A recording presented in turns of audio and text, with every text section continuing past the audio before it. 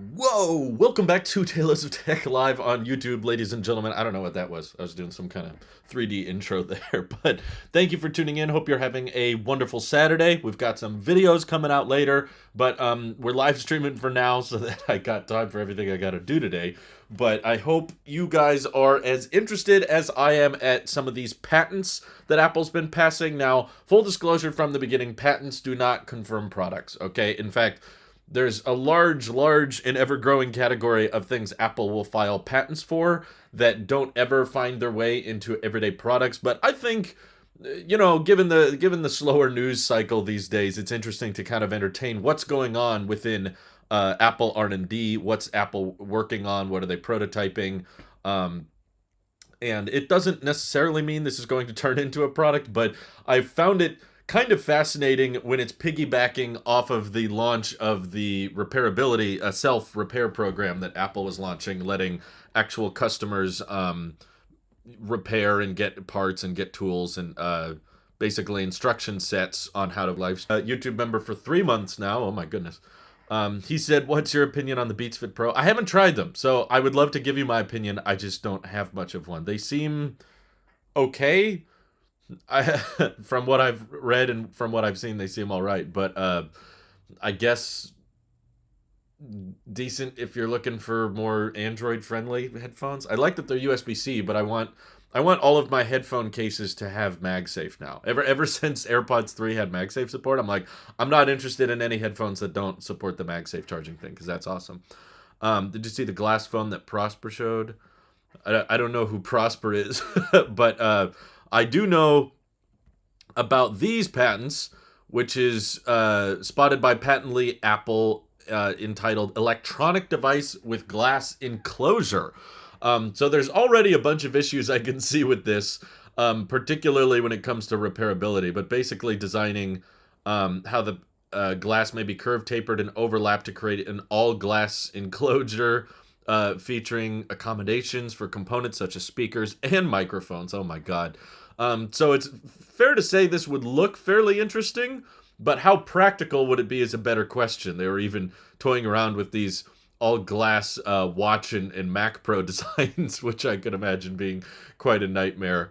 I've actually had the idea with a watch a bit more frequently than a phone, just because I feel like with force-sensitive displays, which it seems like Apple is less interested in these days, you can essentially emulate a click fairly well with glass. Like the haptic trackpad on our MacBooks, those are not physically clicking, but they give the illusion of clicking, which I like. And if you brought that to a watch where you just had the glass kind of going all the way around the device, and you could probably make it out of the sapphire infused glass that they use on the stainless steel and Apple Watch Edition models, but I think it would make almost more sense on a watch, considering it's less likely to be dropped, whereas phones, very, very common to be dropped.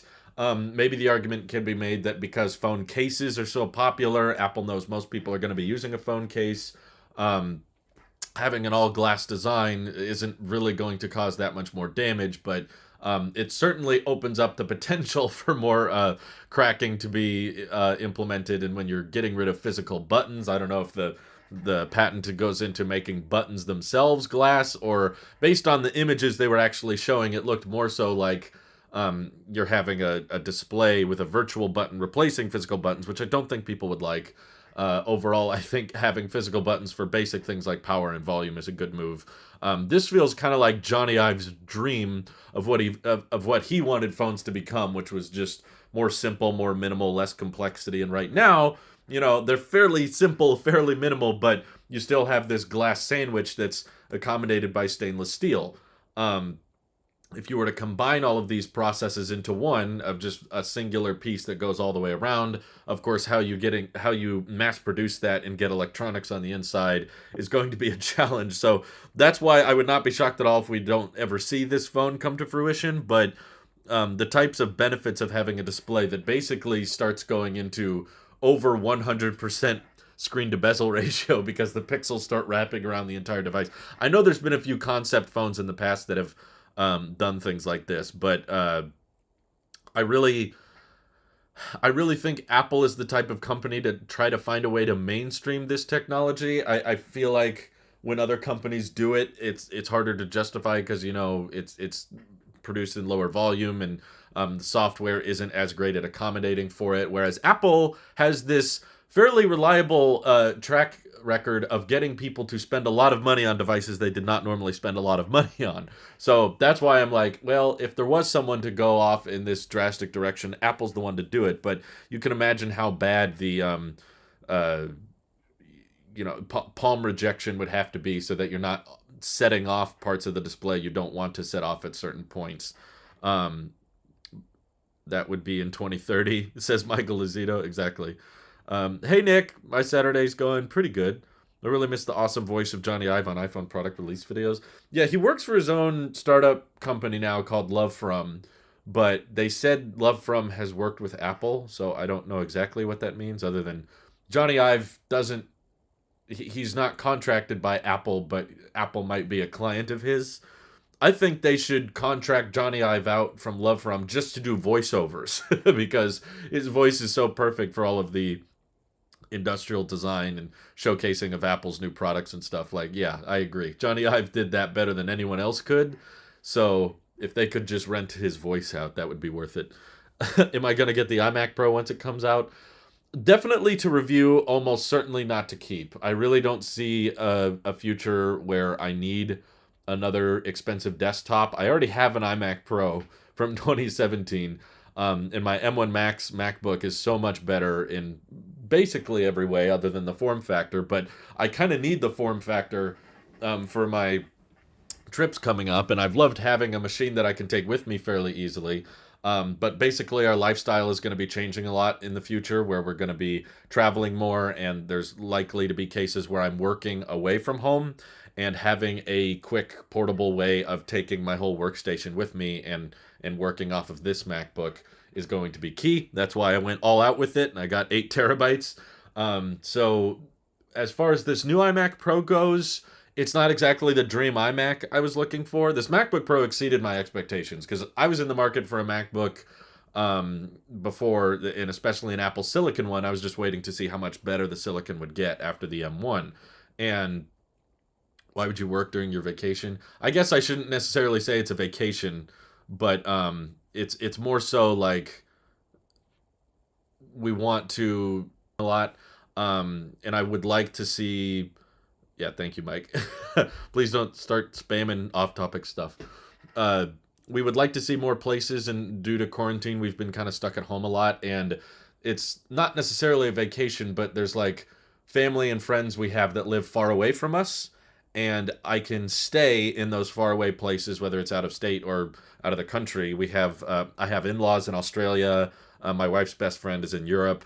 And my family members are all stretched out across the United States, and we want to see all these people. It's hard when everyone you love is kind of in different places in the world. So we're trying to find a way that we can stay in touch with all these people and kind of stay for extended periods with them. And basically, if I can work on these trips, maybe I shouldn't call it vacation because I'm still working, but if I can work on these trips, we can stay in those locations for much longer. So we're talking with a few friends and family members right now about arrangements for that, and the MacBook is going to accommodate well for that. An iMac, not so much.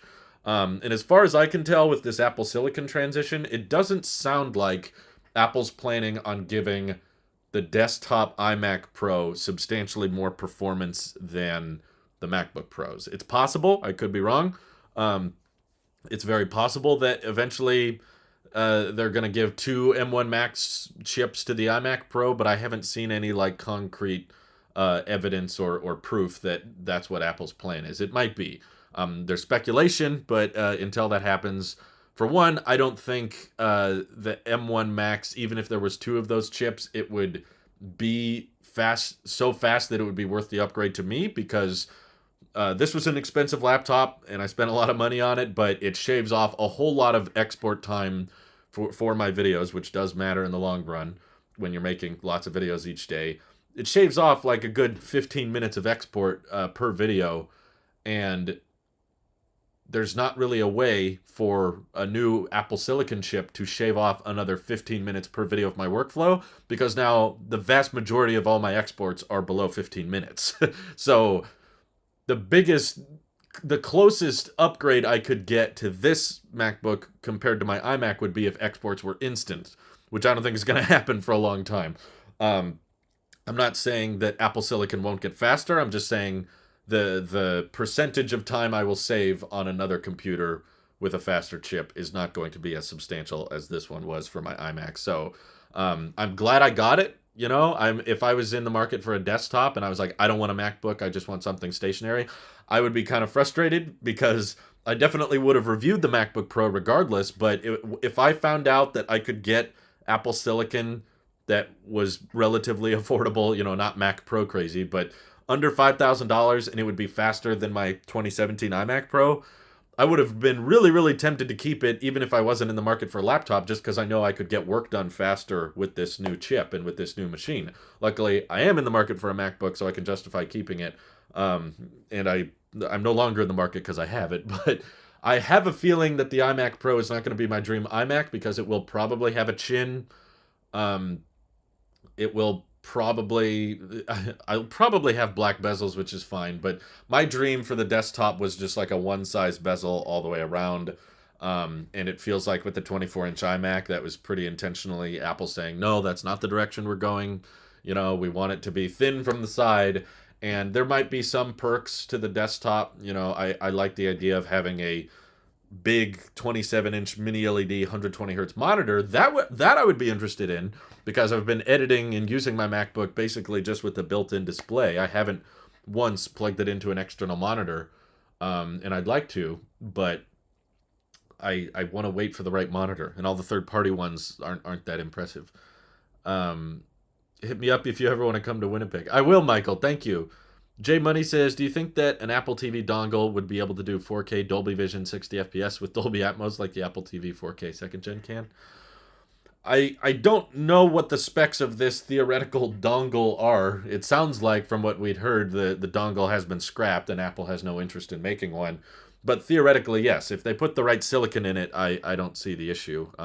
You know, they fit an A13 chip in an iPhone SE, which is very small, very compact. So if you didn't have a display and a battery to worry about, then you were just trying to put a fairly advanced... Right now, the 4K Dolby Vision and all that stuff is just being powered off the A12. So A13 is faster than that. Relatively, the silicon is not that big, which is why overall I'm kind of very confused as to why the Apple TV needs to be this dedicated box with a fan. Like, does that make that big a difference? I think maybe in gameplay, but no one's playing games on the Apple TV really. So I would rather them make a dongle or a stick or whatever you want to call it that's cheaper, that could bring the price down and not have such a big emphasis on gaming, because I don't think that's what people use Apple TVs for. Perhaps a Mac Pro, the export would be instant. Yeah, maybe, but I think the price will be much, much higher, and I don't... If I can't take the Mac with me, it's substantially going to be less useful. Basically, I already feel like my iMac Pro on my desk right now is kind of a waste because it's just sitting there, basically turned into my YouTube machine. I don't want to live stream from it. I don't want to edit videos on it because the webcam isn't as good as this webcam. The microphones aren't as good. The editing experience is worse. The display is worse, other than the size. I like the screen size. So my iMac Pro just kind of sits there. And when we take our longer trips and I'm working away from home, I am not going to want to spend, you know, $5,000 to $10,000 on a big Apple Silicon Mac Pro that's just going to sit here, or I'm going to have to try to pack it in luggage. I don't want to do that. And one Max chip is still insanely fast. Like, it's fast. It's oftentimes faster than I need it to be. So I'm not in the... I just spent a crap ton of money on this laptop. I'm not like instantly like, well, how can I get a faster Mac? I'm like, no, I'm going to hold on to this thing for a while. Just like my iMac Pro I held on to for years, despite there being new stuff that came out. I didn't replace it right away. Chris Norton says, what is the stream subject today? Well, I started off by talking with the patents Apple has been making about these all glass devices, which is basically starting to replace the chassis with steel in aluminum and start having just a glass wrap around where the display can keep going all the way around the edges. And I think this is more of the aesthetically pleasing, like, dream iPhone Apple has in mind, because their view of technology is that it works best when you don't notice it, and you shouldn't feel like there's much input, or it's just an extension of you. That's kind of what Steve Jobs' vision for it was. It wasn't so much about allowing for modularity or settings, or a bunch of cables and certain accessories you dock with it. It just sort of works and it blends into the background. So it's fairly futuristic to imagine an iPhone like that, where obviously if it's all glass, it's going to be probably portless and there won't really be buttons, and the speakers will just kind of vibrate through the glass, and the display will be wraparound, so it it has all this information you can see on the sides. I had the patents up here for a second. Here you go. But putting displays that mold over the edges in the, yeah, this part's interesting, where they have something like pop out the side. How exactly this patent is supposed to work, I don't know, but essentially having, like, they put even their stock price on the side of it there, and your wallpaper goes all the way around the edges. I'm sure aesthetically it would probably look really, really cool, but the practicality of it is what's in question. Like how basically if you drop this thing and it cracks, it's practically useless. There's like no hope repairing that thing. It's going to be way too difficult. Which I found funny that, like, on one hand people are like, wow, Apple's supporting more repairability efforts, this is great, and then on the other hand it's like, also they're developing a phone that will basically be impossible to repair, but it'll look really cool, which is all they are mostly interested in. But I think there's another direction of people that are wanting the iPhone to become more of a tool, more options, and more modular, easy to replace things. If the screen breaks, you want to be able to pop that off and replace it. If the battery is old, you want to be able to swap that out and replace it. So there's kind of different directions that I could see average consumers leaning more towards the aesthetic argument, because they don't really care much about modularity, whereas the tech enthusiast wants it to be more modular and upgradable. So that's kind of an interesting concept, and I could kind of see the advantage to both, because oftentimes I do somewhat use my iPhone as a tool for work, doing it for lots of video recording, or if I live stream from it. There's certainly practical use cases of a phone that can actually be used for professionals. But there's other times I just kind of use it as a basic device, where I'm watching YouTube, I'm texting, I'm checking email, and you don't need a port for that. You don't need modularity for that. It's just meant to kind of blend into your everyday background of technology consumption. And the more integrated you can make that, the more comfortable it fits in your hand. The more immersive the display feels, the more futuristic it feels to a certain extent. So, maybe the war on bezels is not over. And that's what these glass patents are about. Apple figuring out how can we push the display even further, get around the edges. And hopefully the software is really, really good at rejecting where you're not meaning to touch the display. And it can detect it can detect the difference from an intentional tap and an unintentional tap. Let's see. Someone needs to make a movie where someone travels back to 1900 with an M1 Max MacBook Pro. It'd be awesome to explore how one MacBook Pro would change history.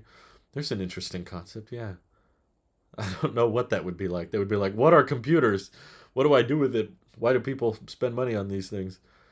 Michael says, I just spontaneously purchased a Plaid Model S Tesla online. What a purchase, and used Apple Pay. Imagine the cash back she got for that. Well, no. You can order a Tesla with Apple Pay, but that is not the final payment. So there's a non-refundable order fee whenever you purchase a Tesla, which is $250. But I haven't seen anyone with an Apple Card credit limit that you could actually pay for a Plaid Model S with it. I think the highest I've seen was like 40,000. Thank you for the super chat, Max. Hello, welcome for joining. Sorry, what did I say?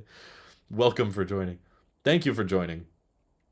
In your opinion, what is the most beautiful iPhone in the history of Apple? I'm not that original. I'm not that part of I'm not that part of people that are like, oh, this iPhone 4 changed everything. Oh, iPhone 5, that's my favorite. For me, it's always the newest one. It like changes every year. When the newer iPhone comes out, I'm like, yeah, this looks great. So when people ask me like, what's your favorite iPhone design? The one in my pocket. Sounds kind of depressing to imagine all these people that have newer iPhones but say, this was my favorite iPhone design throughout history.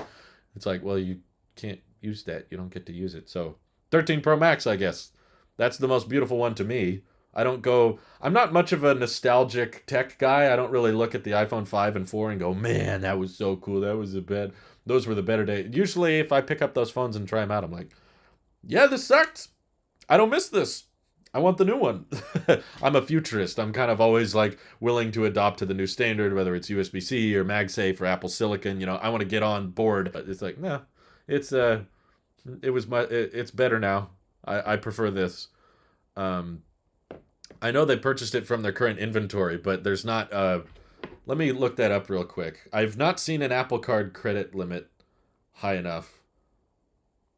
Um, I think the highest I've seen was like 40,000. Um, highest Apple Card credit limit. The most I've seen is $25,000 on Reddit. That's what they say. Um, you have to put in a really, really high income to get the credit limit. Yeah, this is the highest I've ever seen. Um, Credit limit $40,000. So you could not buy, at least outright. Maybe you could try to do it on a loan. But I have not seen someone with like a credit limit over $100,000, which every Plaid Model S is. So I don't believe she got cash back on that purchase. Highly unlikely. Do you think that iPhones will ever be able to record in Dolby Atmos? I don't know enough about Dolby Atmos to know if that's technically possible. I don't really understand it. To me, whenever I've tested devices with Dolby Atmos support, it just sounds a little louder. It's just mixed a little differently. So by some weird loose definition, I'm sure they could probably beef a microphone up on the iPhone a little and say, now it records in Dolby Vision and Dolby Atmos, but sound-wise, I think it would mostly be the same. Maybe they could do like surround sound type things. Drew, did you ever get an answer for how to charge your MacBook battery for good battery health? Not a great one. I got mixed opinions from fairly experienced people. Like there were people telling me, treat it like any other battery where it's best to keep it between 20 and 80% as much as possible, and other people telling me to leave it plugged in all the time because the battery management system can do its job and the device will be powered off of the wall adapter instead of from the battery if you leave it plugged in all the time. And I have optimized battery charging turned on, but what's interesting is my friend Randy with the M1 MacBook Air, he leaves his MacBook docked all the time and plugged in, but he gets an icon on his Mac where it changes from the charge icon to the power outlet icon, which I have yet to see that icon activate on my MacBook. But when I open it, it says power source, power adapter, which basically the battery is still always at 100%, which I know is not good. I don't know if that's actually at 100% or if it's lying but doing stuff in the background. But basically, the battery is not being used when I have it docked and plugged in. And Randy says that it takes a few weeks, but when you leave the MacBook plugged in a lot and the optimized battery charging can detect your charging habits, I suppose, then it will automatically let the battery go down a bit over time and just pull from the power adapter when that's all you need. I'm not worried about it, for the record. People keep telling me that. I've heard it a million times. People are like, I wouldn't worry about it. It doesn't matter. I'm not substantially worried about it. I'm just curious if there's something small I can do that can preserve the battery health a little bit more. It's not like I'm paranoid, like, oh no, what do I do? Like, the MacBook's been plugged in for a week, and I don't care. It's working fine. I know it's pulling from the wall. The battery still says it's been at 100% for a long, long time, but the reason I ask and the reason I'm curious is because I've spent a lot of money on this MacBook Pro, and I do plan on owning it for a very, very long time. I kind of want to see how many years I can go with it, and it's basically way super easy for me to disconnect it if that's better, or leave it plugged in all the time if that's better. Like, I'm not worried. I'm just curious. Like, even if in the grand scheme of 6 or 7 years of ownership, if by doing one thing regularly I can get like an extra month out of the usable battery capacity, if it just saves me an extra 30 days, I'll do it. I just want to know. I know it doesn't make a huge difference. I just want to know technically what is better. Is it better to keep it between 20 and 80%? Is it better to leave it plugged in all the time? I know it's not going to be a night and day. I'm not worried. I'm just, because it's very easy for me to just unplug it when it's, at 100, and I can use it and it'll go down, and I can plug it in before it hits 20, and I can unplug it before it hits 100. That would take so little time and so little energy. I can literally disconnect it like that. I just did it. I just karate chop the cable and it pops right out because it's MagSafe. And then it sits there on my desk. And if I want to plug it back in, done. Now it's charging again. So it requires so little effort. So even if it's a difference in 1% or half of a percent battery health because of the long-term ownership, I just want to know which one is slightly better. I'm leaning towards leaving it plugged in all the time is probably the best way to go from what I've heard because I know that unlike an EV with a MacBook, you can actually use it quite a bit plugged into the wall. And then that's what the power settings basically say. The power source says power adapter, which means it's not actually pulling much or any energy from the battery itself. It's just the wall. Basically turns into a desktop at that point, and then when you unplug it, it fallbacks on the battery. But yes, I did not get a straight answer, but my go-to is basically I'm just going to leave it plugged in all the time. Hopefully that's what's best for it. There was one time where I was watching a video with AirPods I recorded on my iPhone with stereo audio, and it almost sounded like surround sound before spatial audio came out, and it wasn't that. Yeah, stereo can kind of give that illusion in a little bit. Do you think we will have virtual-only school in 50 years? Ooh, that's an interesting question. I wish my dad were here because he was a teacher for 30 years, and he wrote a book about teaching and parenting. Raise Your Own Dang Kids. Look it up if you want to find it. Good read. I'm in it quite a bit. But online only. Yeah, 50 years. I guess there's a lot of schooling that requires more hands-on learning and stuff that can't all be done remotely. I don't know. I think it depends on the profession that they're studying for. I'm more inclined to say college and higher grade stuff might turn into more online, but there's a lot of schooling that you still need hands-on projects for, so I don't know. I don't know. I don't think all school will be online in 50 years. I'll say that. A larger percentage than there is now, sure, but no, I won't say like 100% will be. Um, recommend watching Brian Tong's parody video Monday. Okay, I'll have to check that one out. Don't worry about it because worst case you can just get a battery replacement in a few years, which will be worth not having to stress over battery. I don't. I'm not in a huge. I don't have a tremendous interest on upgrading the battery in my MacBook. I'm not worried. It will take so little time. Of course, everyone says, you're too worried, you're too worried. I don't know how else to prove it to you. I've left my MacBook plugged in for over a week, and I don't care. I just want to know if doing that is going to Max comfortable with that decision. Also, I spent more money on the MacBook Pro than I was intending, so that's why it's difficult for me to say, oh man, I wish I would have spent more, because the 64 gigs of RAM would have been another $400 on top of the already crazy specs I went out with this thing with. So no, I have not run into a situation where I was like, man, if only this was 64 gigs of RAM, I could do this or I could do that. I haven't run into that. I've actually been doing a couple live streams while video editing for members, which has been kind of fun.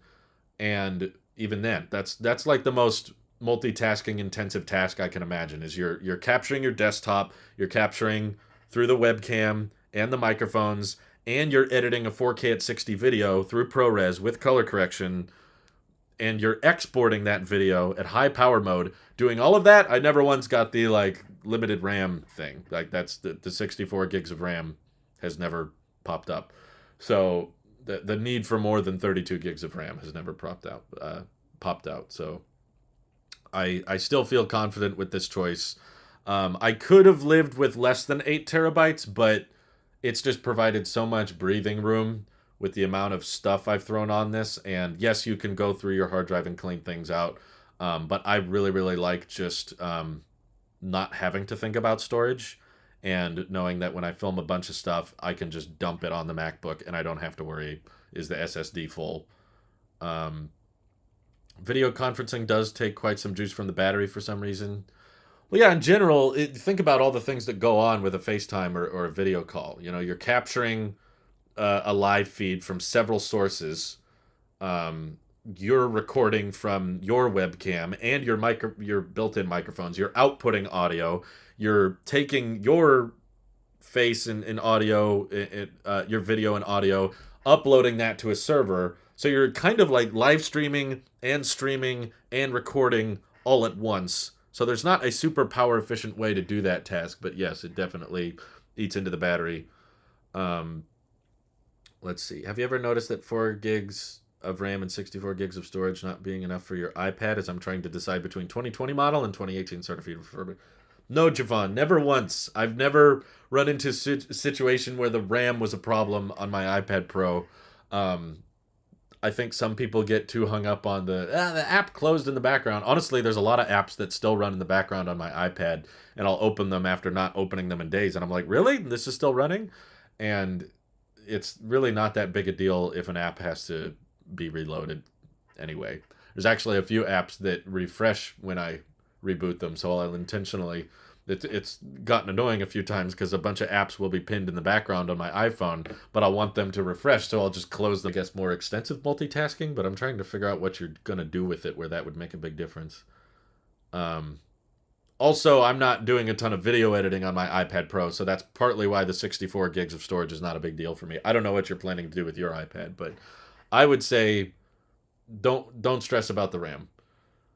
Randy B says, I'm leaning towards getting a MacBook Air in the future, but also thinking about playing with and learning Final Cut Pro. Don't have great need for Final Cut now, but should I just go with the MacBook Pro?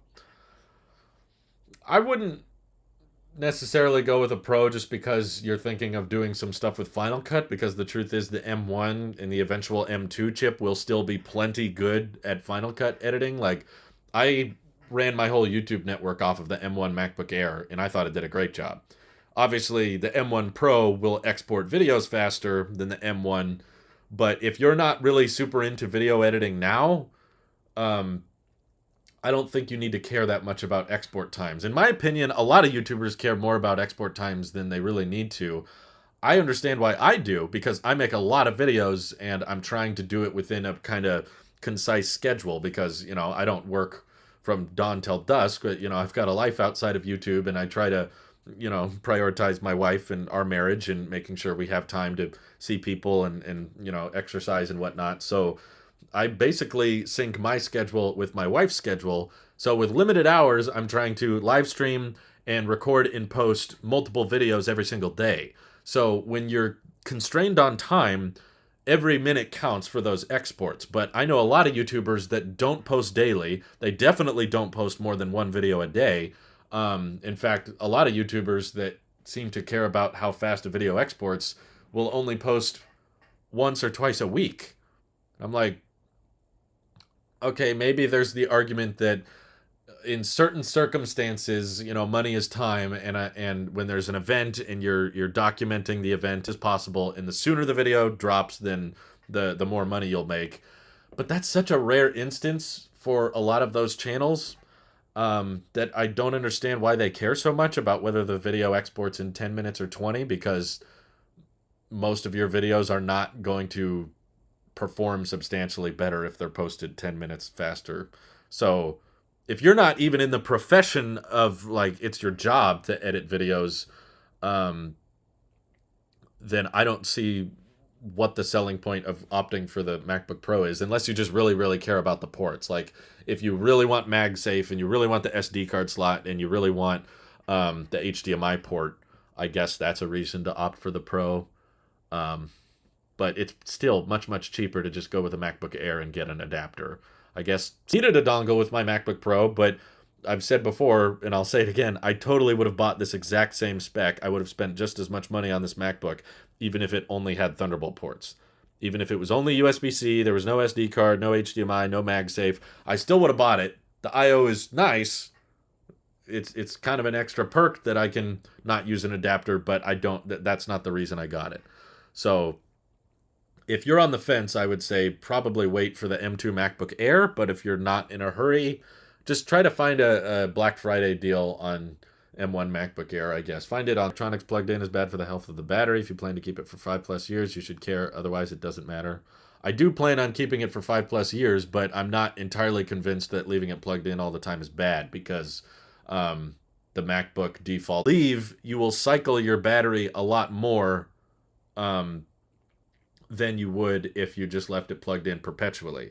Ideally, there would be a software feature. Maybe there is a Mac app that does this, but ideally, there would be a software feature that lets me just leave the battery at 80% and then not pull from it. But that's what optimized battery charging is supposed to do on the MacBook. You leave it in for a long time, and then it just lets the battery sit at a healthy amount while it pulls power from the wall. So you're not pushing the battery through as many cycles when you leave it plugged in all the time.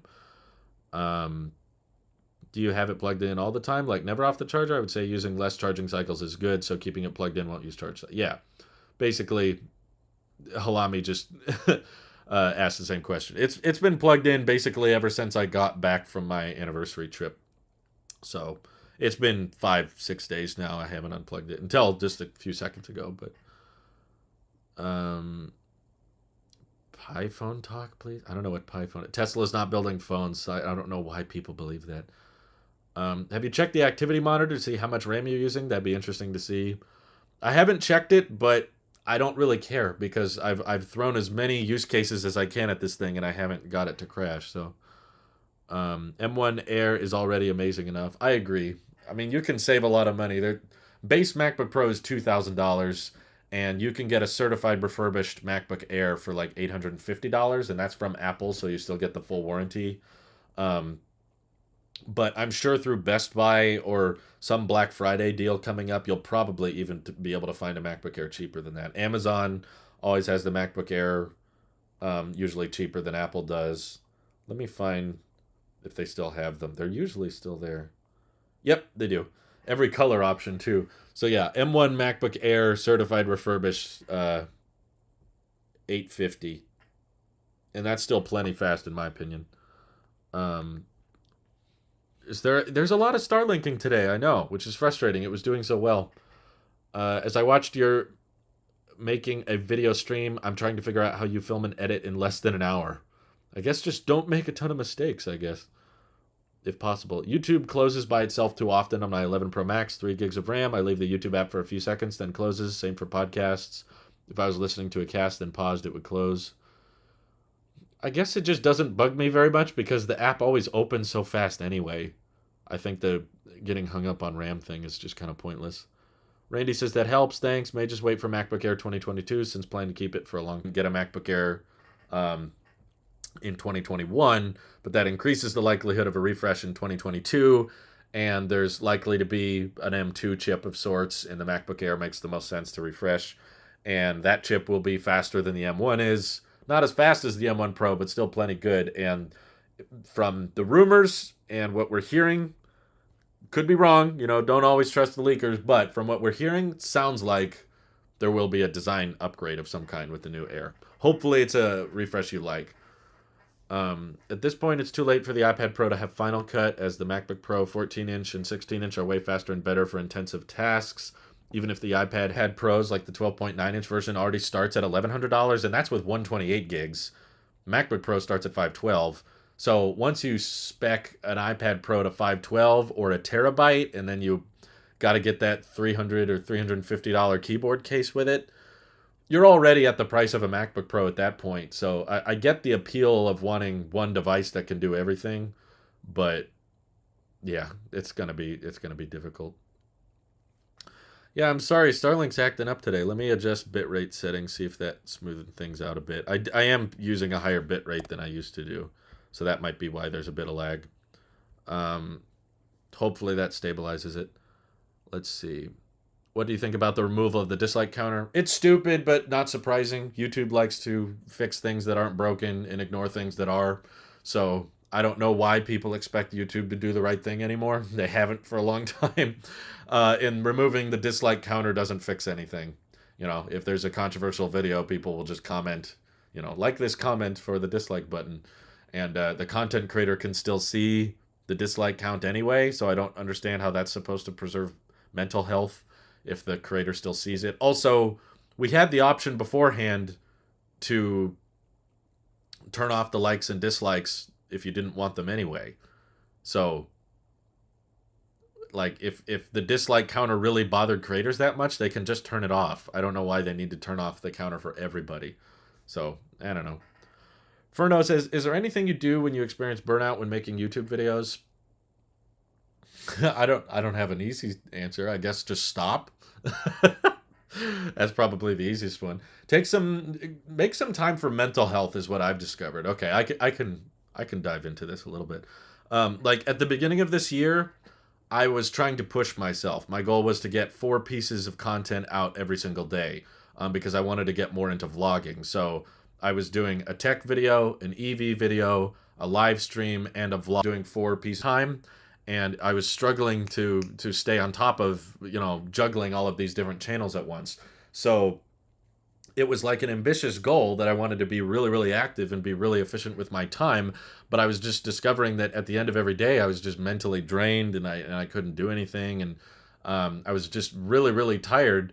And I felt like it was not a good route for me to go down. So every morning, I kind of take some time to not just jump right into work the second I wake up. I try to um, think about what's going on in my life, and I journal and I write stuff down. And that's not on an iPad. I do it on with that many work apps on it. I can kind of do some stuff with the YouTube app, but I don't have Twitter and I don't have Discord on here. I restrict that to my Mac and my iPad.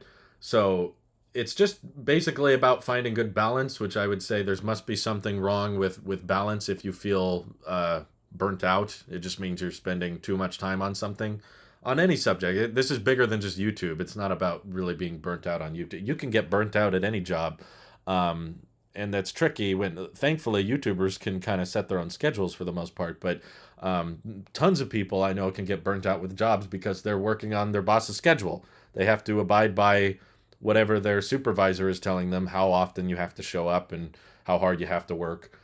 So that can cause burnout too. So trying to find a job and a livelihood that allows you to kind of recharge your mental health, so to speak, is very, very important. Otherwise, you're just not going to be happy in life. So there's not like an easy, I guess, do this, do this, do that. There's not a concrete plan. It's going to depend on your job and the type of YouTube videos you do, or if you're a YouTuber or not, makes all the big difference.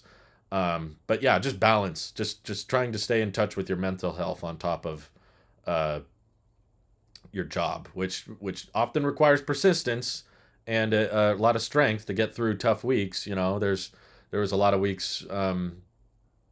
Even now, I would say, to a certain extent, we just have so many things piling up recently. It's not bad things. It's just people that want to see us, and people that want to do such and such activity with us, and they want us to help them with this and help them with that, and projects and that kind of thing outside of work. I'm not going to go into all the details, but just when life gets busy, it kind of weighs you down. So it's tricky to balance that, but always making time for your mental health, I would say, is very, very important. So that's the best way to handle burnout on any livelihood. It could be school, you could be a student, you could be a YouTuber, you could just be working at a job you've worked at for 30 years. That's definitely YouTuber burnout. I don't really like that expression, because in my generally easier job, and having to deal with difficult people, or having intense manual labor jobs, which I've done, I don't miss those jobs at all. I really definitely don't miss having to work at the Mansion Ranch every day, and backbreaking labor and construction jobs. I would say those jobs require a lot more of your body, and working really, really hard. And that's, in my opinion, having done both, having done YouTube and having done manual labor, I would still say the manual labor jobs, or the working for a boss and working under someone else's schedule, that I would still say is harder than YouTube. And that's not to say YouTube is easy. There's definitely challenges. I understand, like, making enough and your income is volatile, and you don't know what to expect. You don't know how YouTube's going to change policies or change their monetization practices at a moment's notice. There's all there's all kinds of challenges with YouTube, and I have my bad hand, and there's all kinds of frustrating parts with YouTube. But like YouTube, yes, of course, YouTube is a job, so that can happen with YouTube. Um, yeah, I'm sorry. I don't know what's up today, but Starlink's really acting up. I'm gonna close a few more things and see if it helps. Um, yeah, it's still being laggy. I don't know. I don't watch iJustine. Sorry. For videos, it's not too bad, I guess, because they save your spot. The problem is that I would be in the middle of a video, or like yesterday, your live stream, and then it closed since my phone auto locked, so I had to go back to find my spot in the stream. I guess I turn off auto lock on my phone because I don't like it when it does that. Thank goodness you got a MacBook. Imagine having a travel iMac situation like MKBHD. Speaking of him, his M1 Max MacBook Pro beat out his Mac Pro. What an exciting time for Macs. And I've closed every ad. Not good. Come on, SpaceX. What the heck? Let's see. Let's see. Speaking of Best Buy MacBooks, I found a few of them at 80%. They were on hold like Randy's MacBook since they're plugged in all the time. Yeah, there you go. Are you concerned about the future of YouTube? It seems that they are going in a direction where they still mainly focus on corporate customers and not independent creators, but I may be wrong. I haven't seen them actively do a bunch of stuff like that, which results in them prioritizing corporate. I mean, I've seen them do stuff like that in the past, but recently, so not too much. I'm not super concerned about the future of YouTube because I kind of feel like they're too big to fail. Like they have too many people watching them that don't want to switch to another platform. Believe me, I've tried to get people to switch, and it's very difficult to get people off of YouTube when you have a very large present community of people that are comfortable with a certain number of creators. And I hope YouTube is profitable for Google because I guess at any moment they could just decide, we don't want to waste any too heavy for that. And if it put out a substantial number of content creators from working, it would not really be in YouTube's best interest. So, yeah, there's always a chance that YouTube could just shut off one day and they just feel like, I was trying 30 seconds, the default, but I always lock it anyways. I'm not the type to leave my phone and not lock it. I'm the type that will press the button if I want my phone to lock, but if it doesn't, let's see. You should switch over to Odyssey. To what? Instead of the stars not aligning, the Starlink ain't aligning. Maybe there's like a bird jumping around on Ditchy McFlatface right now. It is out of beta, which I think was premature. I don't know why they took away beta, but to be frank, like this is the only use case where we noticed issues with Starlink. Like I'm not just saying that. We're not under NDA or anything, but when we watch movies, we've never had an issue. My wife streams shows all the time. She's working online and she hasn't complained about Starlink for 6 months now. And she's having conversations with people on the phone. So for FaceTime and talking with people online, like it's all fine. It's just when you're doing a heavy like bandwidth that requires extreme consistency, like a live stream. This is the only place we notice Starlink showing signs of age or instability. So I can imagine I'm probably the one guy that's trying to live stream on it all the time, and that's just because they prioritize download. Ryan says, I may take the jump and get a T-Mobile trash can for home internet, and main thing is it's $40 cheaper a month than Starlink.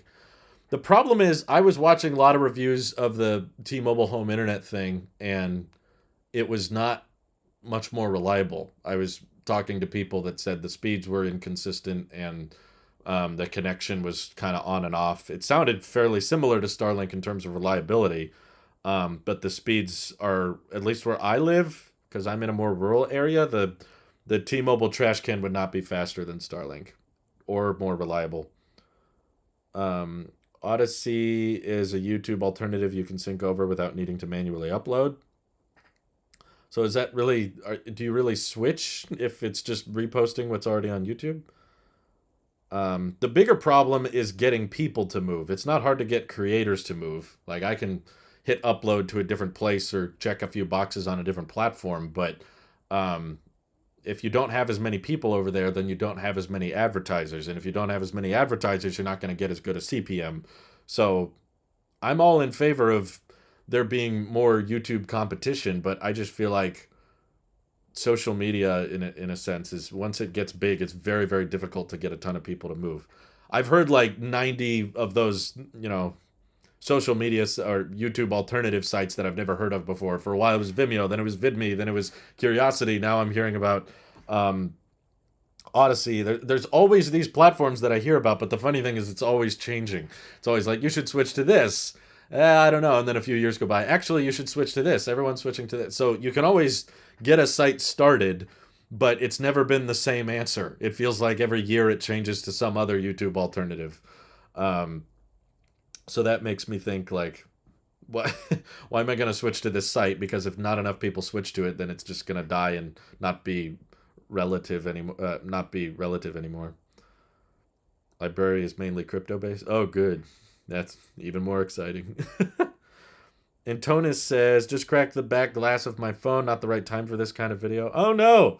I'm sorry, Antonis. Yeah, I guess you would not be interested in an all-glass iPhone. I imagine most people wouldn't be, but there would be enough, like, average consumers that just think it looks really, really cool that they would want to try it. Once YouTube closes, all sorts of developers will scramble to become the next YouTube. I'm not convinced YouTube will close. My guess is that Google appreciates YouTube as part of their algorithm.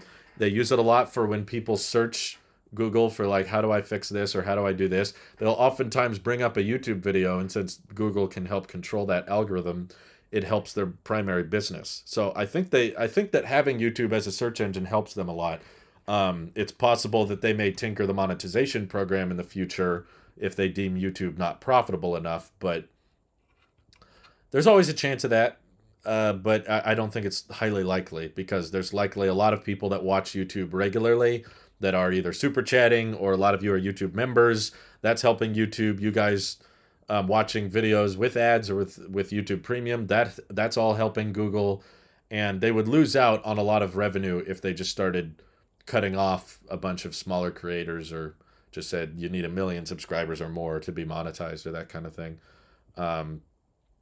So yeah, let's see. I'm in a better T-Mobile area, I guess. I've heard it sucks in California in general. Yeah, I mean, the reviews I was watching for it weren't in California, but I subscribed to Nebula for Renee's videos, and I didn't find much else. That's kind of what I figured. Apple could make a YouTube video alternative, but the bigger question is, would it be worth it to them? Because YouTube is not, as far as I'm aware, YouTube is not a super profitable business for Google. They lose a lot of money because of the free hosting, all of this content that's 4K or high frame rate or whatever, all this, high resolution content that people will live stream or post all the time. There's like 4 terabytes consumed of server space every minute or something like that. Like, there's all this data that everyone's dumping on YouTube servers, all that YouTube hosts for free. They don't charge anyone to host that data, which is not cheap. That stacks up, but they're trying to offset it by all of the advertiser revenue through the ads that play on YouTube.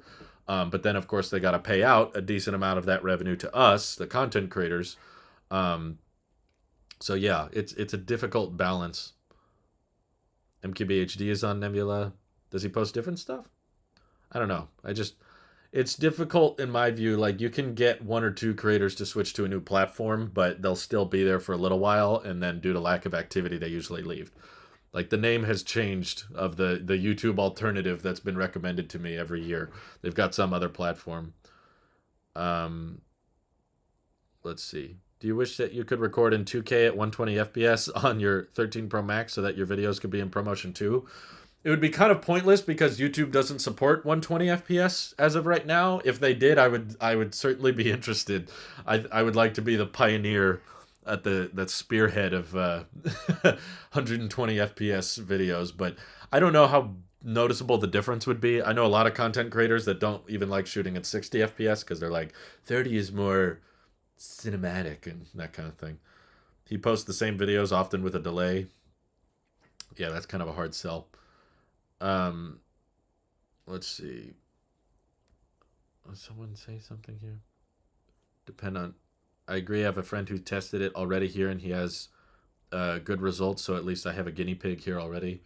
Well, my guinea pig is my phone, because I'm using the T-Mobile network, so I know the speeds my phone can get over 5G, and they're not better than Starlink, but they're okay. I mean, if I wasn't a content creator, and if I was just chilling at home watching YouTube and Netflix, maybe I could get by with the T-Mobile home internet thing, but the upload speeds in particular are much better with Starlink. As volatile as the connection is, and sometimes we have bad days like this where it's really spotty, but the upload speeds from the 5G is not much better. Um, Ninja going to Mixer. Yeah, that's another classic example of like we got the biggest person on Twitch we could over to this new site and it still didn't work. They blew all this money on Mixer and it didn't work out, which is I think the reason technically Apple could make a YouTube alternative if they wanted to, but the idea that they could get enough people on it and it would actually become profitable, that's highly unlikely. Let's see. Hopefully in the future the internet will be decentralized again. It should be like RSS podcast where you can view the same thing in different places. I think there's some benefits to having it not decentralized because like the ads that play on the video or the features that YouTube builds in for support can help creators a lot.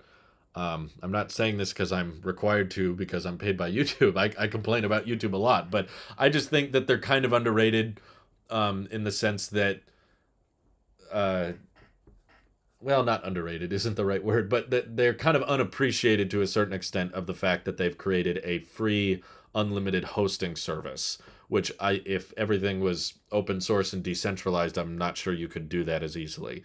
You couldn't have people uploading 4K 60 FPS content, every hour of every day. Someone's got to pay for all that stuff. So having the taxes of the ads and the income from Google simplify everything for me is like, it's great. I love my job. I love that this is possible, and I'm not sure it would be as easy or as possible if it weren't for Google making a site like this. Could YouTubers live off of just their own ads in a video? Some could. There's much their own. They put sponsors in their videos and then they make a bunch of money off of the YouTube ads. And if you took away the YouTube ads, they would lose probably 40 or 50% of their income, which depending on how they manage their business, some channels might be able to survive that, but some probably wouldn't. Yeah, I don't know. It would depend on the channel, I think, but a lot of channels probably couldn't live without it. Let's see. My friend who has it thinks it's a godsend because it got him off Frontier DSL. Oh yeah, well DSL is ridiculous. But are the download speeds as fast as the Galaxy S9? What? Too bad you cannot get landline fiber internet like Mediacom. Yeah, that is a shame. It would be a lot nicer if there was some kind of fiber in my area where I live. I have some friends that have it, and they're able to get pretty cheap internet that's really, really fast. I would love to, but you have to think about the overall cost because, granted, we bought our house in a place where real estate is much more affordable. So I'm able to save a lot of money by living in a place that doesn't have fiber, and I'm paying $100 a month for decent Wi-Fi that gets the job done. Sometimes it's spotty, but definitely better than It's definitely cheaper than Comcast, and I could move to a place that has access to fiber and save, $40 a month or $30 a month and have way faster internet. But how much extra money am I going to spend on that house that's going to have higher property taxes and that's going to cost more to operate and maintain, and depending on where it is, if it has fiber, yeah, like you'd save some money in the short term, but overall I think I would be spending far more money if I just moved to a place that had fiber. Best case scenario, Starlink gets much faster, more stable. Long term, the plan is for Starlink to support gigabit speeds, which will happen over time, or another ISP routes fiber to my area, which I don't know what the likelihood of that is. Let's see. Yeah, David Lee dropped a video. He posted this. Oh, sorry, I read that. David Lee posted a video about Apple doesn't care about gaming. It's kind of a generic statement, but I mean, they make a ton of money off of the mobile app store, but I don't think that really counts about them caring about gaming. That just happens to be where, a lot of Apple's revenue comes from is the app store. And there happens to be a lot of games at the app store. So they actually make a crap ton of money off of games, more than people realize. But I think Apple's business model towards gaming is the more profitable route. This whole idea of buying up game companies and paying for exclusive rights to certain games and to distribute them in certain ways, that's probably less profitable than what Apple's doing. Thank you, McDoyle, for the super chat. I'm in need of a good solution to my M1 MacBook Air's lack of ports. Do you have any recommendations? Keep up the good work. I guess a dongle. I've always used one all these years from a company called Quack. They're not a sponsor. They didn't ask me to say this or anything. I'm just telling you what I use. But it's kind of spelt weird. But for me, they work well, and they're priced pretty fairly. I'll show you here. It's spelt kind of weird. QACQOC. And it's like $30, and it gives you a crap ton of adapters back. Those are for MacBook Pros. They have some detached ones. I don't even know if that's Quack. Yeah, I searched Quack and all these other companies come up. But probably just go on Amazon. Like this one has 4.5 stars. It brings back all these ports. It's $25. So I never got the argument of like, oh, I got to buy all these dongles. You buy one and you're good. I've never needed more than a single dongle for my MacBook Pro. You have one that brings back HDMI, USB-A, SD card, micro SD. You bring back all of this new stuff. It's it's not like it's this big hassle of, for this cable I buy this adapter, for this cable I buy this adapter, for this cable I buy. It's like you just buy one and you're good. So I'm no expert. All I do is just search Amazon for USB-C hub. You'll probably find a good one. Thanks for the super chat. I do not have Netflix or Disney Plus. No, we're kind of against the whole. We're trying to not pay for streaming services as much as possible because there's so many of them. What do you think of the new Starlink dish? Looks cool. Looks great. It makes me feel more exclusive because now I have a round one and it doesn't sound like they're going to make those anymore. So I'm like, I have a custom Starlink dish now.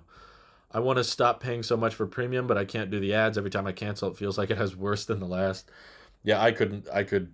That's the one subscription service I think will never cancel is YouTube Premium.